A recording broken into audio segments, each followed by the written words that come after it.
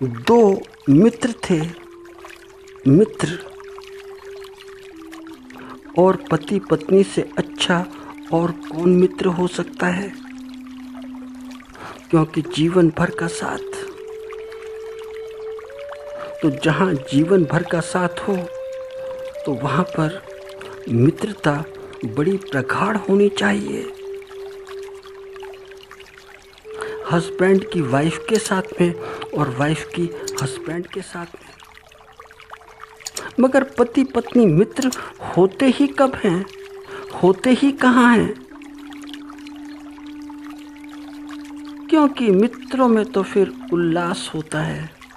जब मित्र मिल जाते हैं तो वृद्ध भी युवा युवा हो जाता है, क्योंकि मित्रों के बीच तो प्रेम होता है, ताजगी होती है, सौंदर्य होता है। ऐसा सौंदर्य हस्बैंड को वाइफ में नहीं मिलता और वाइफ को हस्बैंड में नहीं मिलता। वैसे तो कहने सुनने को तो बहुत बहुत बातें हैं, सामने सामने तो एक दूसरे के बड़े बड़े प्रवचन होते हैं, तो पति भी देता है और पत्नी भी देती है, और दोनों को लगता है कि ये प्रवचन बड़े सात्विक हैं। मगर कितने सात्विक हैं ये तो वो ही जानते हैं। दोनों जानते हैं कि सच क्या है, इनमें सात्विकता है कितनी। फिर भी मान लो दो मित्र थे, एक पति और दूसरा पत्नी, तो जल क्रीड़ा का मन था, साथ साथ निकल पड़े। मगर फिर तैरने का भी मन हो गया, तो मुश्किल यह हुई कि पति को तैरना आता था और पत्नी को नहीं।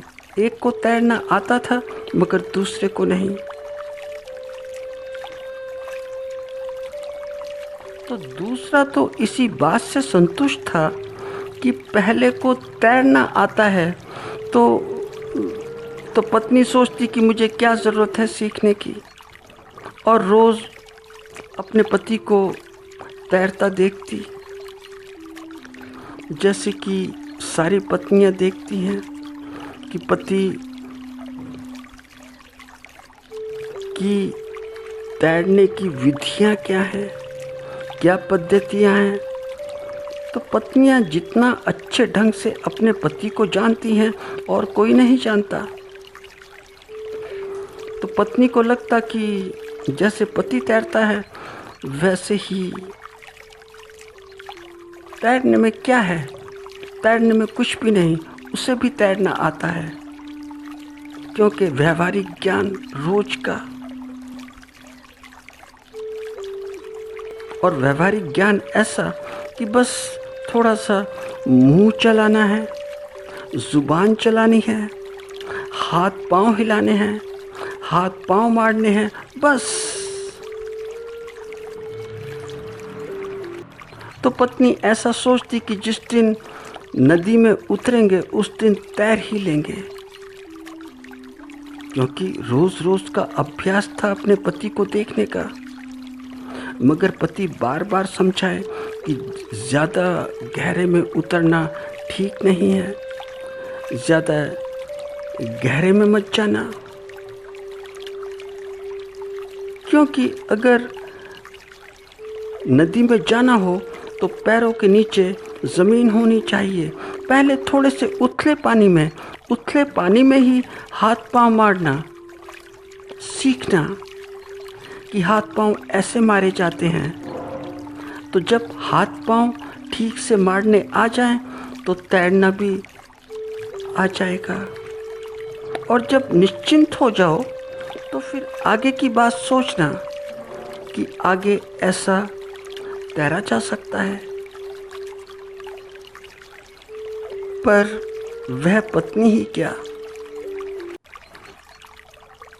वह पत्नी ही क्या पत्नी जो पति की बात मान जाए, क्योंकि कोई भी पत्नी अपने पति की बात ठीक ठीक नहीं मानती।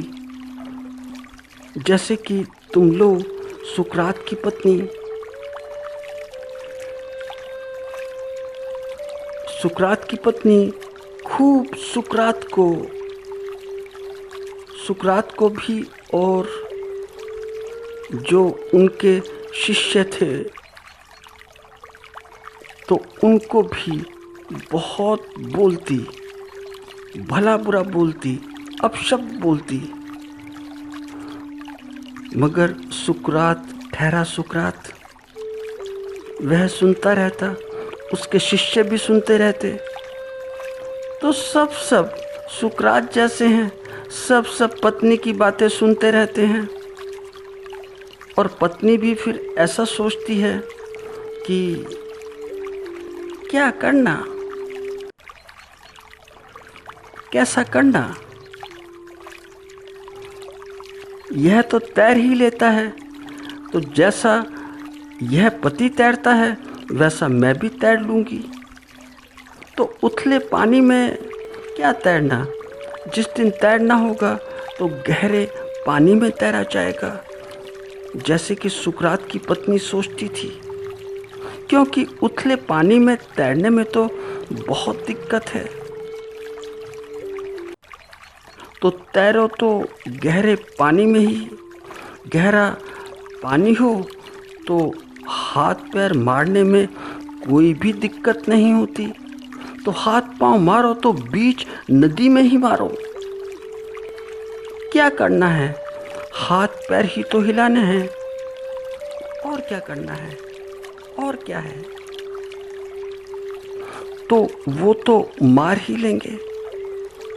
तो हुआ क्या, दोनों तैरने निकल गए।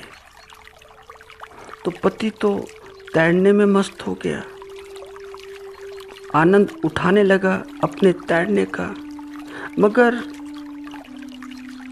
मगर उधर वाइफ बिल्कुल उतर गई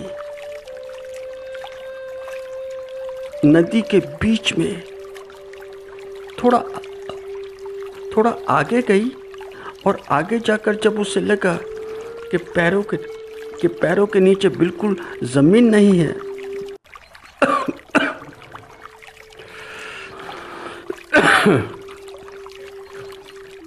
तो क्या हुआ,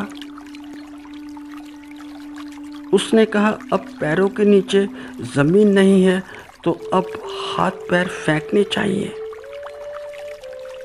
अब हाथ पैर हिलाने चाहिए। पर हाथ क्या हिले और क्या पैर हिले। पैर हिले तो हाथ रुक जाए और हाथ हिले तो पैर रुक जाए।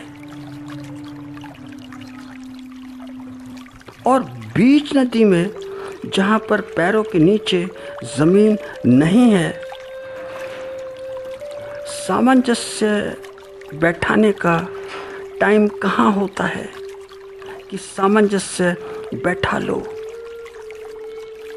मगर सब बैठाते हैं, सब सामंजस्य ऐसा ही बैठाते हैं कि जैसे मृत्यु के आसपास बैठाया जाता है, पर बैठता कहाँ है, नहीं बैठता।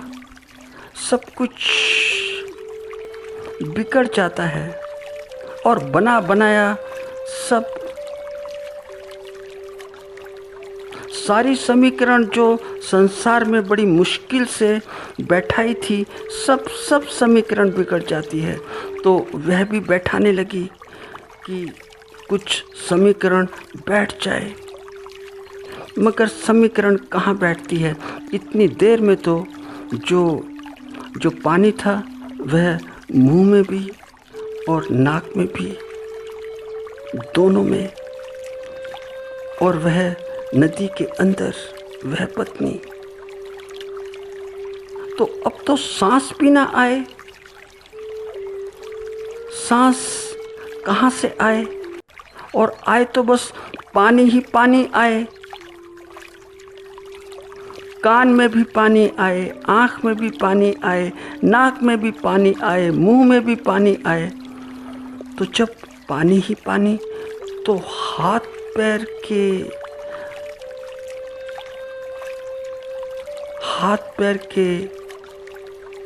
पैरों का क्या सामंजस्य है, क्या चलाने का सामंजस्य है।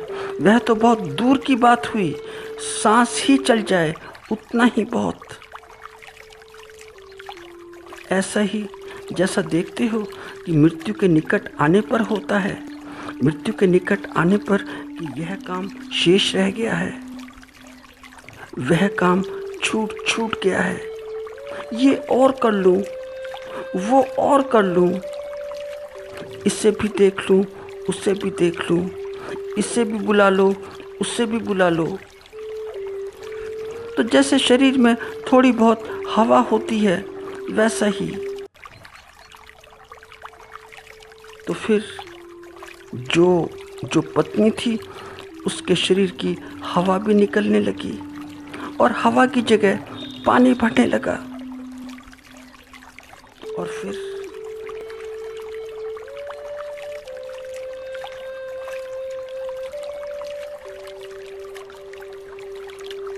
तो किसी और को तैरना आता है तो वह उससे आता है, और जिसे आता है वह जब तैरना सीखता है तो हाथ पांव मारता ही है, हाथ पांव मारकर ही सीखता है।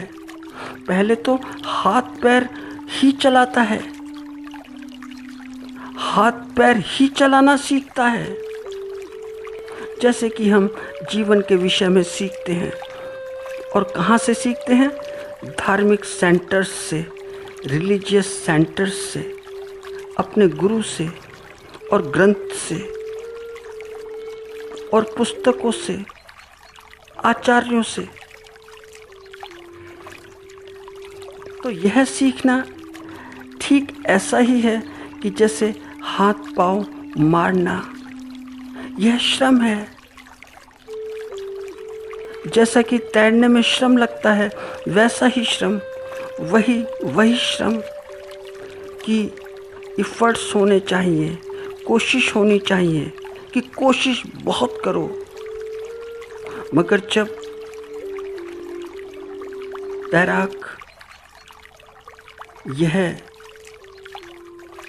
हाथ पांव मारना सीख जाता है, तो फिर उसके बाद में वह हाथ पांव भी नहीं हिलाता, सीधा ही लेट जाता है और बह जाता है धारा के साथ, बिना हाथ पैर हिलाए, बिना हाथ पैर मारे, बिना किसी इफर्ट्स के।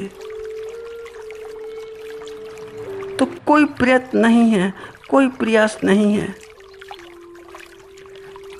इसका अर्थ फिर जीवन समय की धारा के साथ एक हो गया, तो फिर प्रतिवाद समाप्त हो गया, तो फिर कोई प्रतिरोध नहीं है।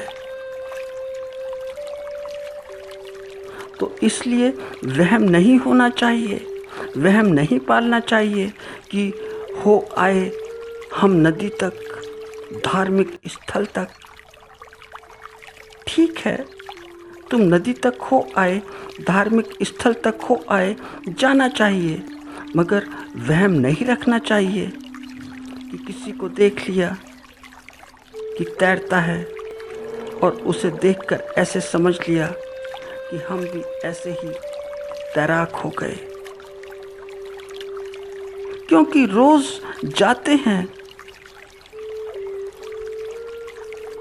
नदी तक, तो किनारे किनारे ही जाते हैं, और थोड़ा सा अंदर आ भी गए तो पानी घुटनों तक ही रहता है, उससे आगे नहीं जाता।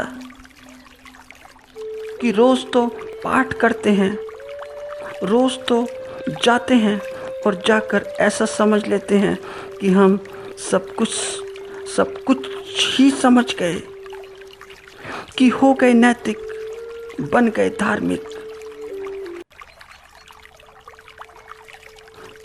ऐसा ही कि जैसे तैरने के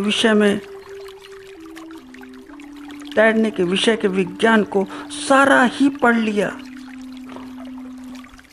तो पढ़ लिया होगा, शास्त्रार्थ भी किया होगा और तर्क वितर्क भी किए होंगे, मगर इन सब बातों से तैरना नहीं आता है। ठीक ऐसे ही कि जैसे वह शाश्वत, वह सच्चिदानंद, वह भी ऐसे पढ़ने से बिल्कुल समझ में नहीं आता है।